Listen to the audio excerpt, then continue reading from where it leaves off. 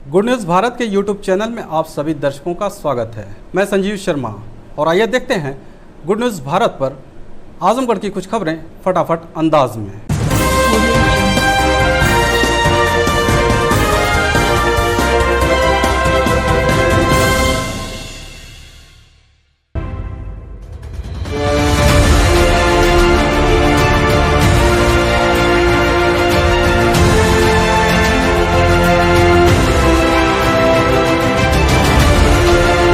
आजमगढ़ जिले में 23 जुलाई को आई जांच रिपोर्ट में कोई भी कोरोना संक्रमित मरीज नहीं मिला। सीएम होने की पुष्टि। मुख्य चिकित्सा अधिकारी डॉक्टर इंद्र नारायण तिवारी ने बताया कि पूर्व में प्रेषित 4,830 सैंपल में से किसी भी व्यक्ति की जांच रिपोर्ट पॉजिटिव प्राप्त नहीं हुई है। मुख्य चिकित्सा अधिकारी डॉक्टर इंद्र नारायण तिवारी ने बताया कि जिले में अब तक कुल 17,885 कोरोना पॉजिटिव मरीज पाए गए हैं। वर्तमान समय में 17 सक्रिय मरीज हैं। 17,630 मरीज स्वस्थ होकर डिस्चार्ज किए जा चुके हैं, तो वहीं 228 मरीजों की अब तक मौत हो चुकी है। आजमगढ़ डीएम के निर्देश पर खाद्य सुरक्षा एवं औषधि प्रशासन द्वारा लिए गए 33 पदार्थों के नमूने जांच में हुए फेल कारोबारियों को भेजा गया नोटिस। जिलाधिकारी राजेश कुमार ने बताया कि आम जनमानस को शुद्ध खाद्य एवं पेय पदार्थ उपलब्ध कराने के उद्देश्य से खाद्य सुरक्षा एवं औषधि प्रशासन विभाग द्वारा सतत नियमित प्रवर्तन की कार्रवाई जारी है, जिसके क्रम में विभाग द्वारा विगत महीने सदर, लालगंज, मेहनगर, बूढ़नपुर और सगड़ी तहसील क्षेत्र के खाद्य पदार्थों का कारोबार करने वाले दुकानदारों से लिए गए 33 खाद्य नमूने प्रयोगशाला द्वारा जांच उपरांत मानक के अनुरूप नहीं पाए गए, जिस पर संबंधित खाद्य कारोबार कार्यकर्ताओं को नोटिस जारी की गई है एवं उनके विरुद्ध संबंधित न्यायालय में वाद दायर करने की प्रक्रिया जारी है। डीएम ने बताया कि नमूनों में खाद्य सुरक्षा एवं मानक अधिनियम 2006 के सुसंगत प्रावधानों के तहत 3 वर्ष तक के कारावास और 5 लाख तक के अर्थदंड का प्रावधान है।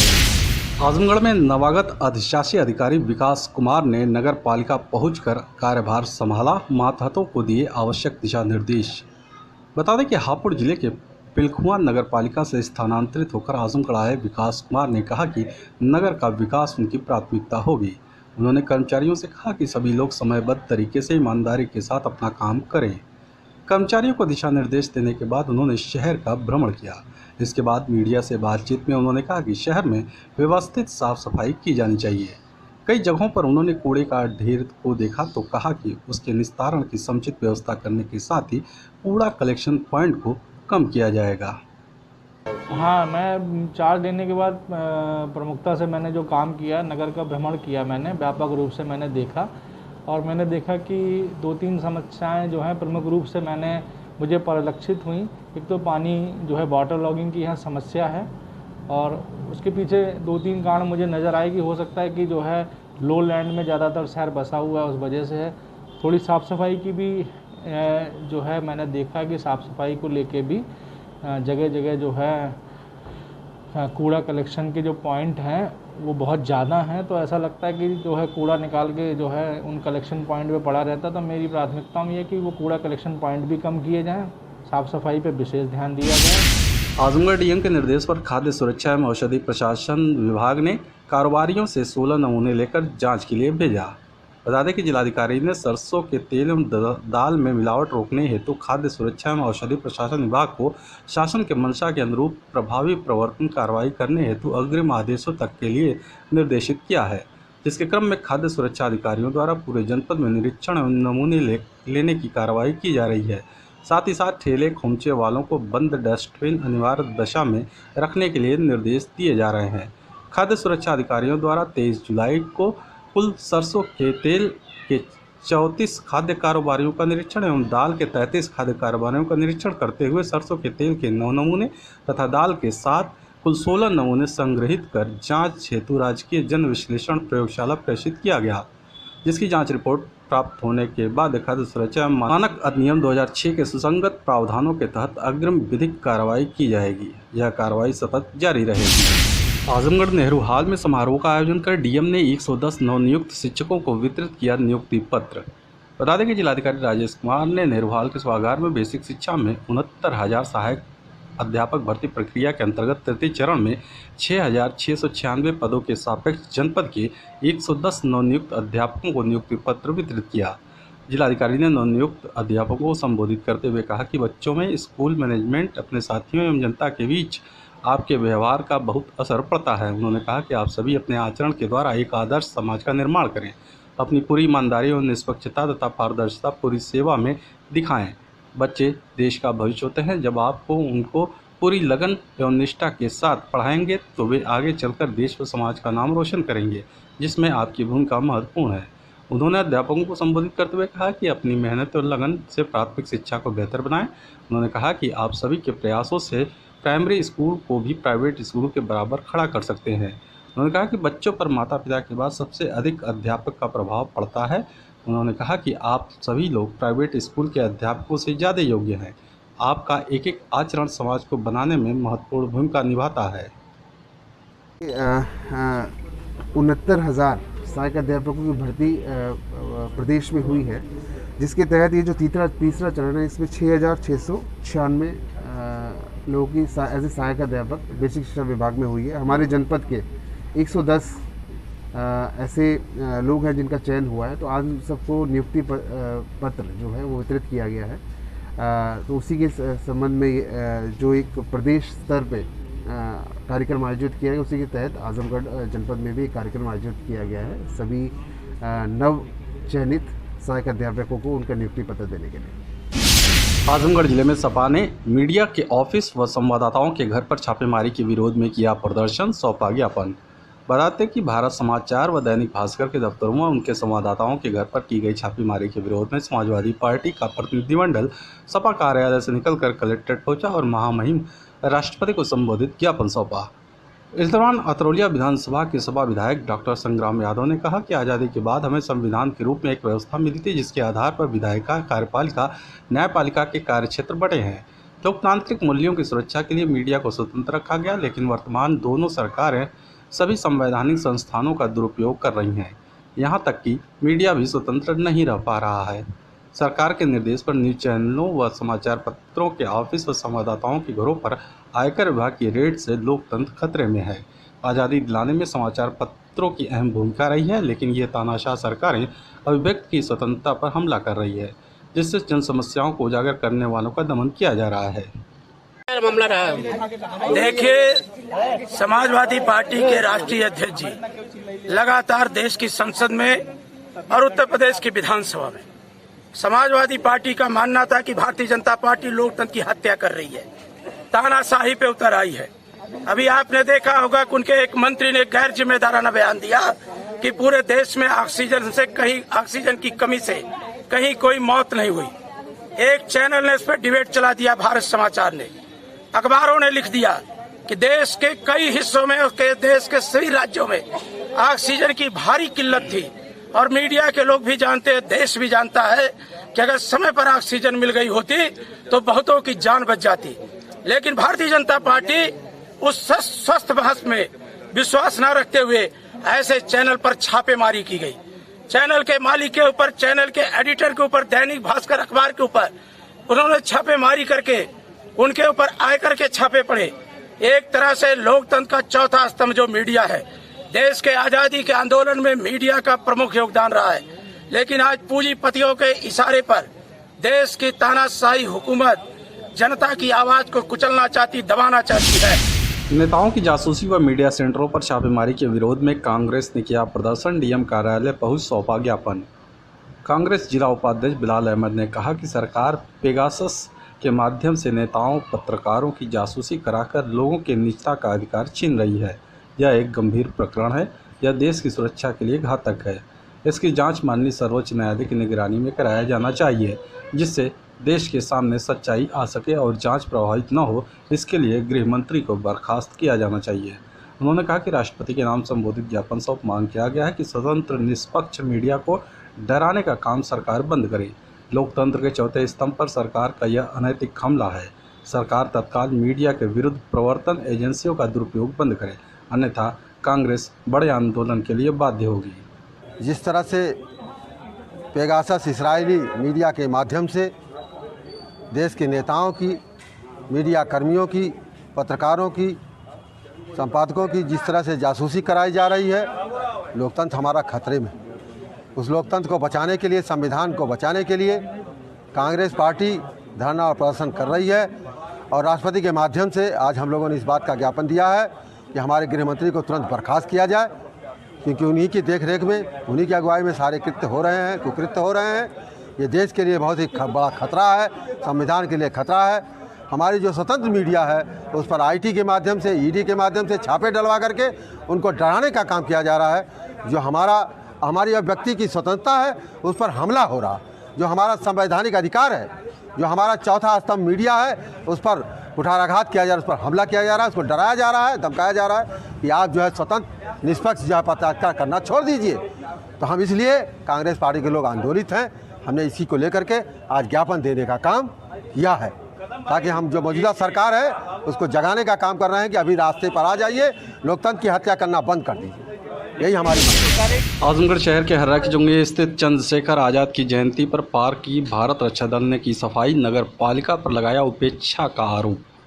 बता दें कि स्वतंत्रता संग्राम के अमर सेनानी क्रांतिकारी चंद्रशेखर आज़ाद के जन्मतिथि के अवसर पर अग्रणी सामाजिक संगठन भारत रक्षा दल ने नगर क्षेत्र के हर्रा की चुंगी पर बने पार्क व आज़ाद जी की प्रतिमा की साफ सफाई करके माल्यार्पण कर उन्हें नमन किया।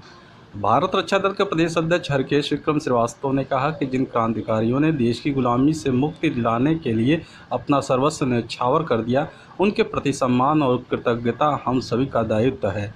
बड़े अफसोस की बात है कि नगर क्षेत्र में आज़ाद जी की मूर्ति लगी, लेकिन उसकी साफ सफाई रख रखाव के लिए जिम्मेदार नगर पालिका पूरी तरह गैर जिम्मेदार हो गई है। अन्य दिनों की बात तो छोड़िए, आज इनके जन्मदिन पर भी झाड़ू तक नहीं लगाए गए। फुव्वारे के लिए बने पार्क में पानी इकट्ठा होकर सड़ रहा है, इसमें बड़ी संख्या में मच्छर पैदा हो रहे हैं। इससे कोई मतलब नहीं है। पार्कों, मूर्तियों का फर्जी ढंग से सुंदरीकरण, फव्वारा आदि लगाकर सिर्फ जनता के धन को लूटना ही इनका मकसद होता है। हम लोगों ने यहाँ साफ सफाई कर दिया है। जनता से भी अपील कर रहे हैं कि अपने घरों के साथ सार्वजनिक स्थलों आदि को भी साफ बनाए रखें। हम लोग स्वतंत्रता संग्राम सेनानी वीर पुरुष चंद्रशेखर आज़ाद जी की जन्म तिथि है। आज उनको माल्यार्पण कर नमन करने आए हैं, कृतज्ञता ज्ञापित करने आए हैं। अपने हर्रा की चुंगी पर 3/11/1974 को चंद्रशेखर आज़ाद की मूर्ति का स्थापना हुई, पार्क बना। पार्क की दशा क्या है, 4-5 साल पहले यहाँ पे फव्वारे लगाए गए, और फव्वारे लगाने की मनसा सुंदरीकरण वो सम्मान नहीं था। फव्वारे की मनसा थी यहाँ पे वित्त आयोग का जो धन था उसको निकालने और बंदर बांट कर ली गई। आज पानी सड़ रहा है, फव्वारा तो चलता नहीं, तब से नहीं चला होगा, उद्घाटन वगैरह में चला होगा, तब से चला नहीं। पानी सड़ रहा है, डेंगू मच्छर यहाँ पैदा हो रहे हैं, साफ सफाई झाड़ू वगैरह नहीं होता। अरे रोज तो नहीं किए कोई बात नहीं, चल तो रहा है, लेकिन आज कम से कम इस वीर पुरुष का जन्मदिन, आज दिन तो झाड़ू और सफाई तो यहाँ होनी चाहिए थी, लेकिन दुर्भाग्य से वही नहीं हुआ। सब नकारे, सब नालायक। लेकिन वीर सेनानी हमारे हैं, हम लोगों के हैं, हम लोगों नैतिक दायित्व बनता है। हम लोग साफ सफाई करके माल्यार्पण करके नमन कर रहे हैं। जनता से अपील कर रहे हैं, सार्वजनिक स्थलों, महापुरुषों, मूर्तियों, पार्कों की साफ सफाई बनाए रखें। आजमगढ़ जिले के असवनिया में छात्रा की हत्या के मामले में पुलिस पर गलत लोगों को गिरफ्तार करने का पिता ने लगाया आरोप, डीआईजी से लगाई गुहार। डीआईजी कार्यालय पहुंचे बरदा थाना क्षेत्र के असवनिया गांव निवासी उदय भान ने बताया कि बीते 13 जुलाई को उसकी बेटे की हत्या कर शव को पोखरे में फेंक दिया गया।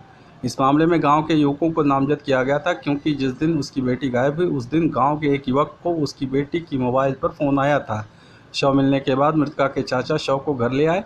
इसी बीच शक के आधार पर पुलिस ने मृत बेटी के 2 चाचा को हत्या के आरोप में गिरफ्तार कर जेल भेज दिया, जबकि आरोपियों के ऊपर कोई कार्रवाई नहीं की गई। पीड़ित ने डीआईजी से न्याय की गुहार लगाते हुए शिकायती प्रार्थना पत्र देकर मांग किया है कि सही तरीके से जांच कर दोषियों पर कार्रवाई की जाए और निर्दोष उसके भाइयों को रिहा किया जाए। 13 तारीख को रात को 8 बजे मेरी बेटी अपनी मम्मी से बात कर रही थी। उसी दौरान किसी का 6 बार मिस कॉल आया, जो कि वह फ़ोन था रोहित कुमार राम प्रसाद का, जो कि उनके साले का लड़का है। मेरी बेटी उनके घर जाती है और वह 4 लड़के थे जिन्होंने मिलकर के मेरी बेटी की हत्या कर दी। हत्या करके पास के तालाब में मेरी बेटी को फेंक दिया गया। 14 तारीख की सुबह को जब लाश मिली तो आनंद फानन में मेरे भाइयों ने क्या करा कि लाश को घर उठा लाए, मोह बस घर उठा लाए। इसी में गांव वालों ने डरा दिया कि अगर तुम इसको जल्दी से इसका अंतिम संस्कार नहीं कर दोगे तो तुम फंस जाओगे। इसीलिए मेरे भाई ने एक कफन मंगवा लिया। इसी बेस पे पुलिस वालों ने मेरे भाइयों को गुनहगार साबित करके उन्हें जेल में डाल दिया। खबरों में हो चला है एक छोटा सा ब्रेक। आप देखते रहिए गुड न्यूज़ भारत।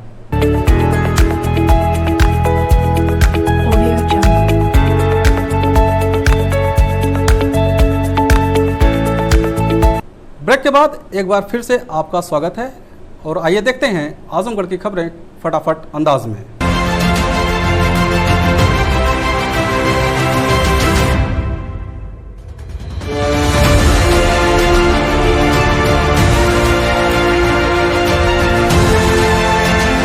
कलीचाबाद में परिवार के 4 लोगों के सोकर बाहर निकलते ही भरभरा कर गिर गया मकान, बाल बाल बचे लोग। कलीचाबाद गांव में आज गुरुवार को प्रातः 6 बजे के करीब बारिश बंद होने के बाद एक घर भरभरा कर गिर गया। गनीमत यह रही कि उसमें सोए हुए परिवार के 4 लोग रमाशंकर गिरी, उनकी पत्नी गायत्री, पुत्र ब्रिजेश और पोती बुलबुल जाग कर बाहर निकल चुके थे।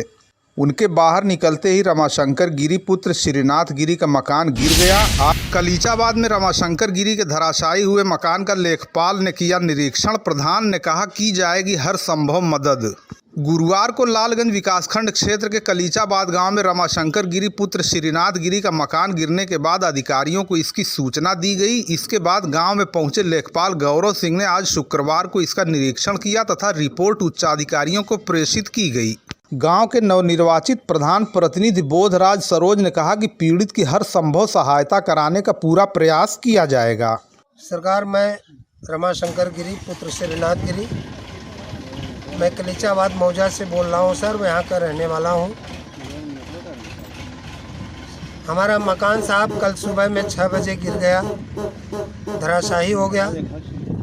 सर मैं बहुत परेशान हूँ अपने परिवार के साथ लेकर के, और परिवार वह हमें रहने का स्थान नहीं है। सरकार, मैं ग्राम प्रधान जी को बुला करके अपना मकान दिखाया हूँ और प्रधान जी से ये हमारा अनुरोध किए हम कि सर हमारी ये हालात है, हम जीने खाने में भी असमर्थ हैं।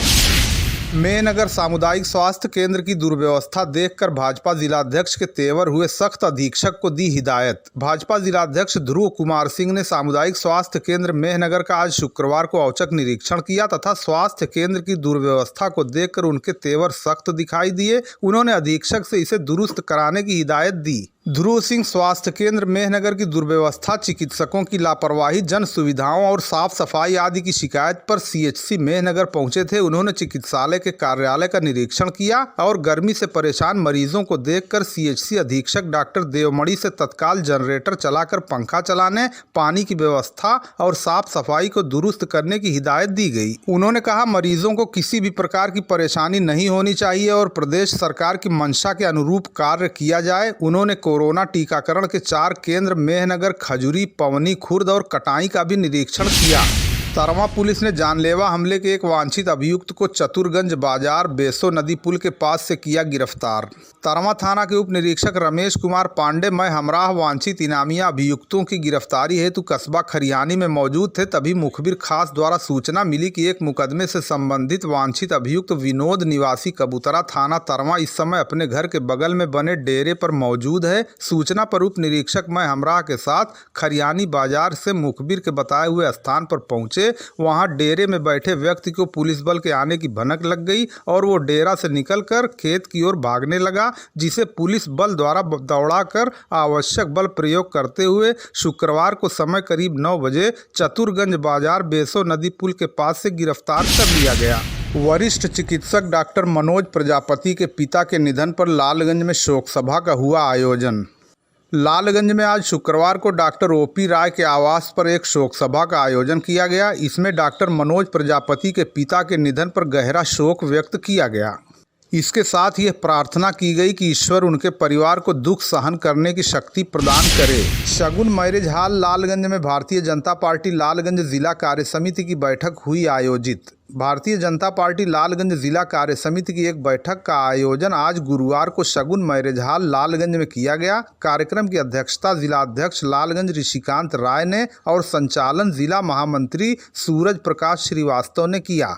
मुख्य वक्ता के रूप में सहजानंद राय ने कहा कि बीजेपी सरकार की नीति और विचारधारा से जुड़कर लोग पार्टी को लगातार मजबूती दे रहे हैं। उन्होंने कहा, सरकार लगातार जन कल्याणकारी योजना चलाकर प्रदेश को उत्तम प्रदेश बनाने में लगी हुई है। विपक्षी पार्टियां लगातार विरोध कर रही हैं जो निराधार है।